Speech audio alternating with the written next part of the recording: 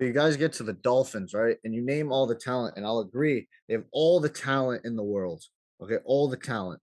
You guys touched on already, and that you guys forget Gesicki at tight end, Raekwon Davis, Christian Wilkins, Xavier Howard, Byron Jones, all these guys. They got all the talent in the world. And they added you guys touch on Edmonds, Mostert, and Tyreek, but they also added Teron Armstead from the Saints at tackle. Mhm. They added Connor Williams, a guard from Dallas, and Melvin Ingram.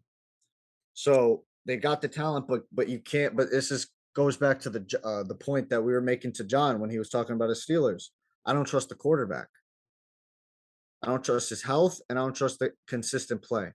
So if I don't trust the quarterback, then I can't trust your team. You wanna know who they Okay. also added to that?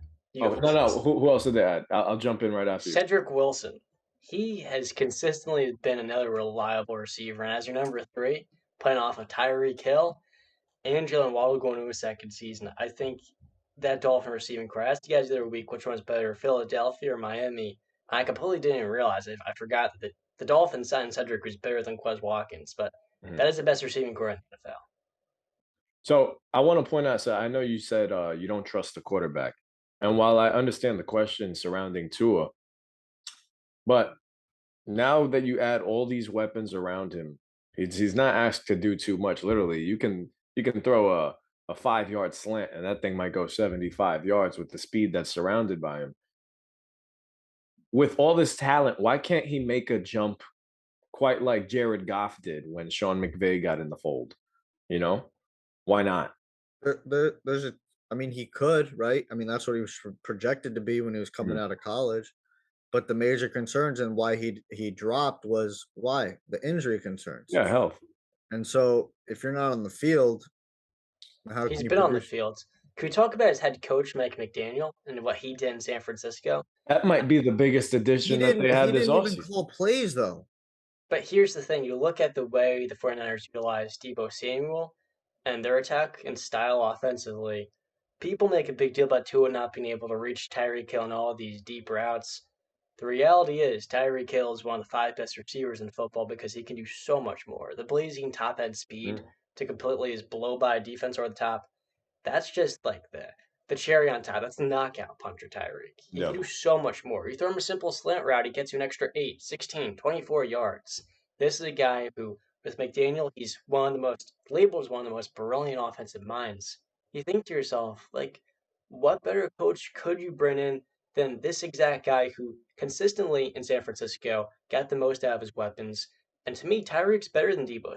But he wasn't calling plays though. That was the Kyle Shanahan offense. Yeah, but he was a part of that, and he's consistently, not consistently, but he's been labeled as one of the top offensive minds in the NFL. I mean, we've seen, was Nick Sirianni? I'm trying to think in Indianapolis, he wasn't calling plays, and look what he did his first year in Philadelphia. I'm not Correct buying me it. if I I'm gotta wrong. I see might it. be I wrong gotta on see. that. I gotta see it to believe it. When he got signed, I know there was mass uproar of just like, who the hell is this guy? So that's all I know is what That's I heard. NFL fans' reactions, man. I mean, No, not how NFL much does that fans. really Not say? NFL fans. Not NFL fans. Major network television shows. Um, so I mean, he's got to prove it. I mean, you look at Tyreek. Literally said himself that this is Tua's prove it year. I mean, he quote and quote. So this is basically his last year, man. Just to show people what he's got. He's basically saying, and what I said when we talked about the Dolphins in a previous episode. I don't see this as the team saying we believe in Tua. I believe this is the front office saying, okay, show us that we were right. Prove to us you can do it. We gave you all. We've got all the talent. Talent's not the problem anymore. Okay, so show us. And when you tell me that a concern for me is the quarterback and the head coach, I'm out. I'm out. Well, I'm with you on the fact that the quarterback's a concern. That's why Teddy Bridgewater is there as the backup. You don't sign such a high caliber backup like that if you don't really trust your quarterback. But I don't know, man. I believe in Tua. I don't think he's a superstar quarterback at the position, but I do believe with the weapons he has, I think he has enough to just, game manage his way to the playoffs if that's not enough for them. But we'll see. Mike McDaniels is supposed to be a great offensive mind. He's coming from the Shanahan tree. So maybe Miami has something. And Brown, your biggest concern too is the injuries. He played 13 games last season. Yeah, but he And was I always think, nicked up, though. what's up? He was always nicked up. That's every quarterback, bro. How about your boy Baker? I mean, he's always nicked up as well, one thing or the It other. Then he needs tore the his cast as well. rotator cuff Well, it's always one thing with or Baker. He has to labrum, be whatever healthy. it He has to have the was. cast. I look at Tua and I say he's one of the most accurate quarterbacks in the NFL, and he's what, 24 years old. He just had his first season as a starter, and he was almost leading the NFL in completion percentage. And you have to keep in mind last year's weapons and Devontae Parker and Will Fuller were both hurt. The offensive line was absolute garbage. It was arguably the worst pass protection in the entire NFL. Now his blindside and Teron Armstead, when he stays healthy, it's a big if with him because health is kind of his caveat. One of the best tackles in the game.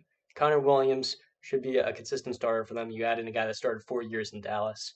And most importantly, you don't just get consistent weapons, you get top end speed. I said before they're the best receiving core in the NFL. Cincinnati has that, but I think Miami is a close second. They don't. Cedric Wilson may not be Tyler Boyd per se, but I mean, you look at the speed of all those guys. That is what's going to allow Tua to get comfortable and cozy in that Shanahan style offense. I think that's where the game is trending. And you look at all these offensive coordinators, a lot of them don't call plays, dude. I mean, I don't think that should just write off a coaching candidate. Sure, we got to see him coach and see how they look, of course. That's what matters most. But I don't think it's right to say, oh, this guy isn't deserving of the job because he didn't call plays. Eric Bieniemy, he hasn't been hired by teams.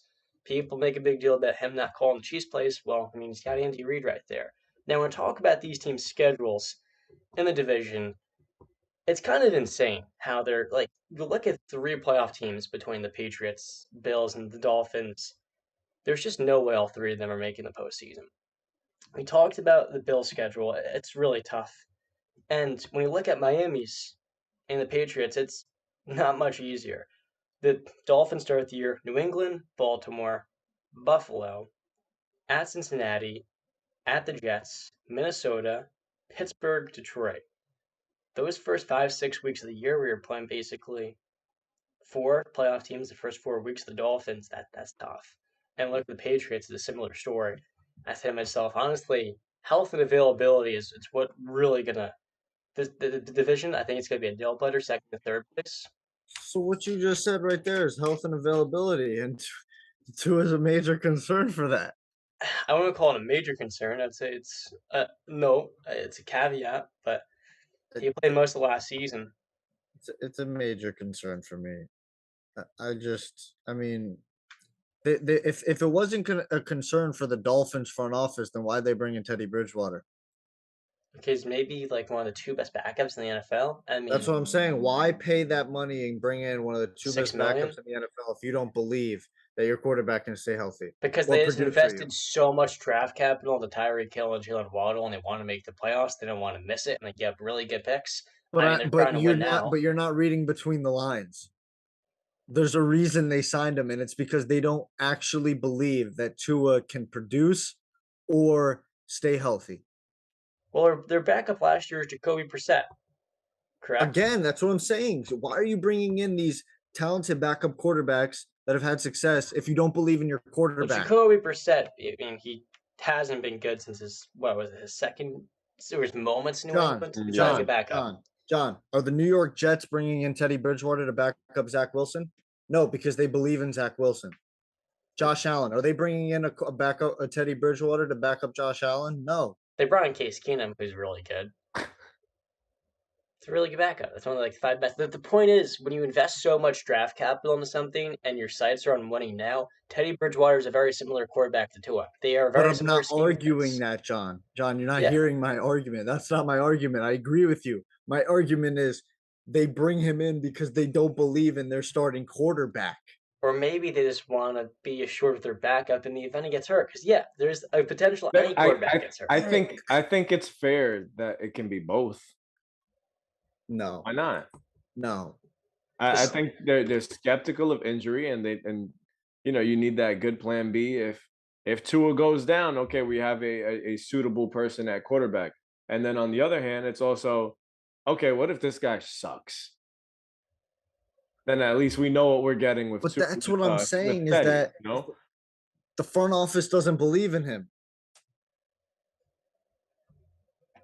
Well, I mean, I don't think anybody has believed in him for a while. I mean, Actions speak louder than words. Brian Flores didn't believe in him. Well, No, they did just give Tua everything that he needs. It's now And on him. He's got and really good running backs, awesome yes, receivers, and thank you. one of the best defenses in the NFL too.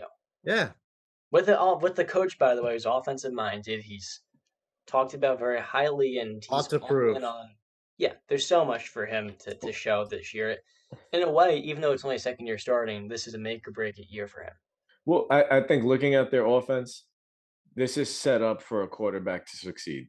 If he fails with the weapons they have, it is very clear that he is not the guy. And honestly, you can find yourself any one of the top. You could throw a Kirk Cousins in that offense and they would thrive. Uh there's so many other quarterbacks out there. I mean, didn't we mention Baker at one point? I Yeah. did. I Yeah. did. Like you could have thrown him in that offense. I really find it hard to believe that he's gonna fail in this. I don't think it's gonna be a Jurassic failure. It I shouldn't just be don't. that. I think the floor is pretty high. I just think the I ceiling's agree. lower. Like to Uh, me, the floor for this team is I can't see them winning less than 8 games. I think they're a safe bet to win 9, maybe 10. And I would say 11 or 12, but yeah, keep in mind they're playing the Bills and the Patriots twice and the Jets as well. That's no longer, a crappy team you could just beat the tar out of.